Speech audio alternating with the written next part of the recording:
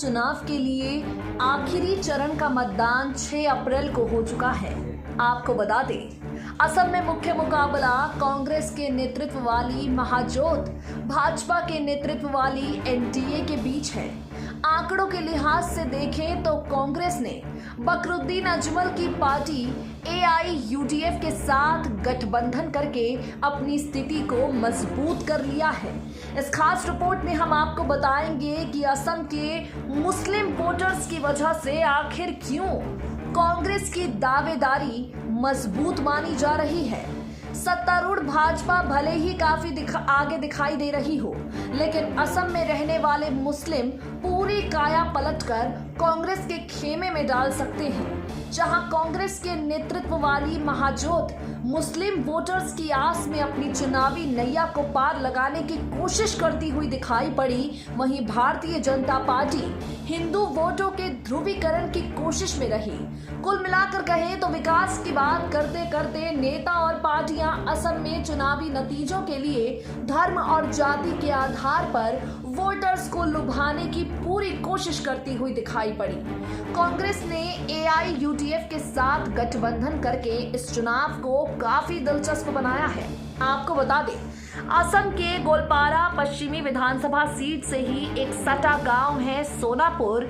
चुनाव को लेकर यहां के लोगों में बेहद दिलचस्पी है। स्थानीय विधायक जो कांग्रेस के हैं उनसे नाराजगी है। इस पंचायत में हिंदू वोटों की संख्या अधिक है और यहाँ हिंदुओं की सघन आबादी भी है।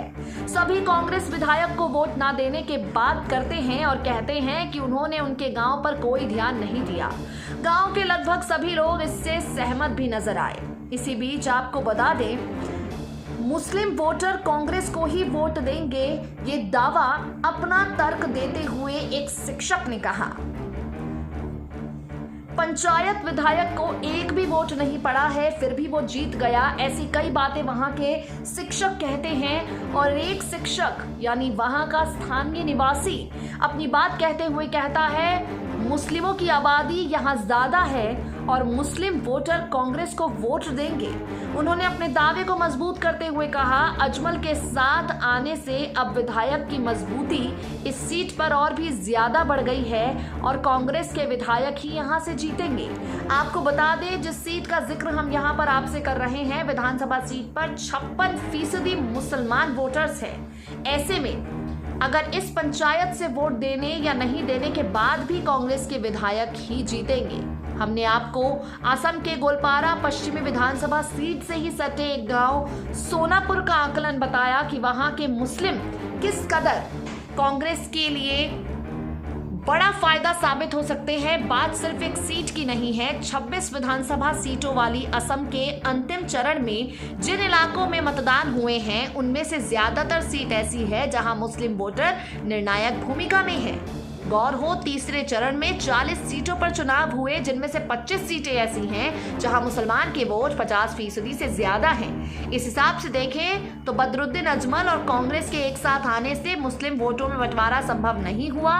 दोनों पार्टी अपनी दूरियों को मिटाकर जमीन पर एक साथ दिखती हुई नजर आई। दूसरी ओर ये भी कहा जा रहा है, अजमल के कांग्रेस के साथ जाने के बाद से कुछ मुस्लिम सबकों में इसकी नाराजगी भी है। ऐसे में हो सकता है कि कुछ इलाकों में कांग्रेस को वोट ना मिले, लेकिन असम के मुस्लिम भारतीय जनता पार्टी के खिलाफ कांग्रेस के साथ हैं। SPN9 न्यूज रूम की रिपोर्ट।